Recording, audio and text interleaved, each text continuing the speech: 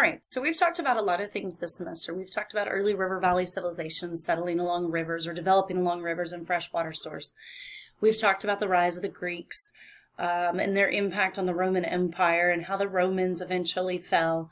And you get the Byzantine Empire, and then you see feudal societies develop where people are loyal to their local lords and not necessarily the king. And then we move into the time of the scientific revolution, and people are starting to, or the Renaissance, and then the revolutions, people are starting to focus more on themselves and the individual. The church starts to lose its hold on the people. And then we move into a time of absolute rulers and enlightenment. And, the age of exploration is in there, and people going from one place to another across the globe and discovering new products, new raw materials, new resources. And then the Industrial Revolution, where factories are starting to rise up and replace a lot of the farming land or natural landscape. And with industrialization, countries start to recognize that there are raw materials and resources all over the globe that they could use, that could benefit them.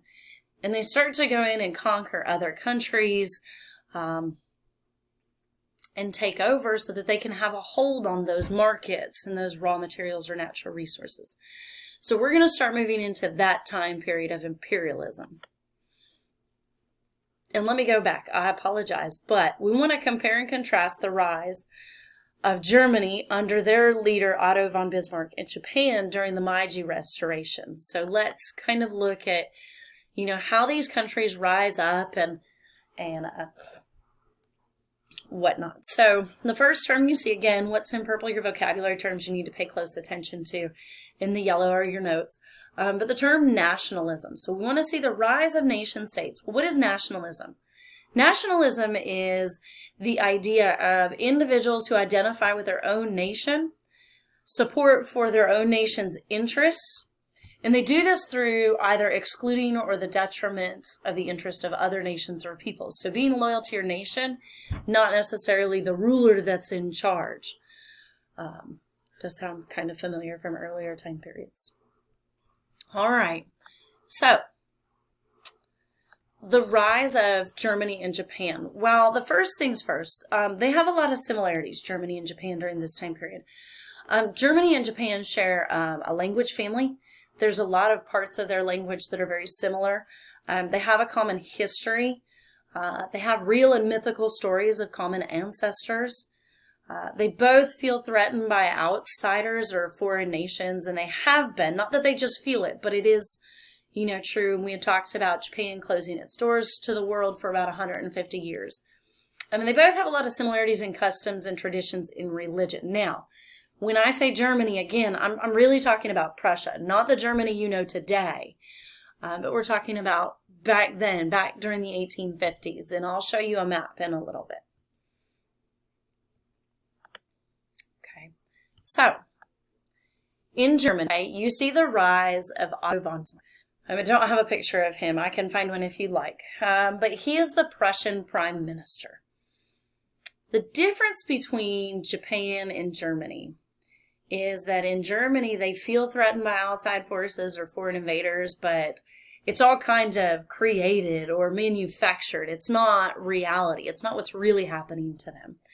Otto von Bismarck, again, he's the Prussian prime minister. He declares that he's going to rule Prussia with blood and iron.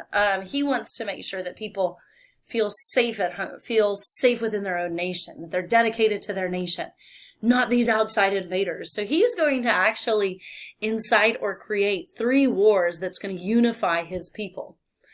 So they're manufactured threats. They're created by him. Okay, it's not really happening. So here's a map that I wanted to show you. Here's the Russian Empire. Here's, Austria, Hungary. And what you see in blue is kind of Prussia. Okay, and over here's Belgium, here's France, up here is going to be England, down here is Italy. So it's all of this. And he wants people to be fearful of outsiders, of foreign invaders, so that he can be in charge, so he can be there to tell his people it will be all right. Japan's a little different. The threats from outsiders for them was real. Again, they hadn't been exposed to other nations for so long. The shogun had kept the doors closed to outside nations and other countries and didn't let anything in. So when, again, the U.S. Navy came in and the English and the French, their technology hadn't evolved enough to save them from these outside invaders. So they kind of had to just say, okay, come on in. And there wasn't a whole lot that they could do to protect themselves. And so they were way behind the rest of the world. And so when the U.S. Navy comes knocking on their door, they don't really have any way to protect themselves.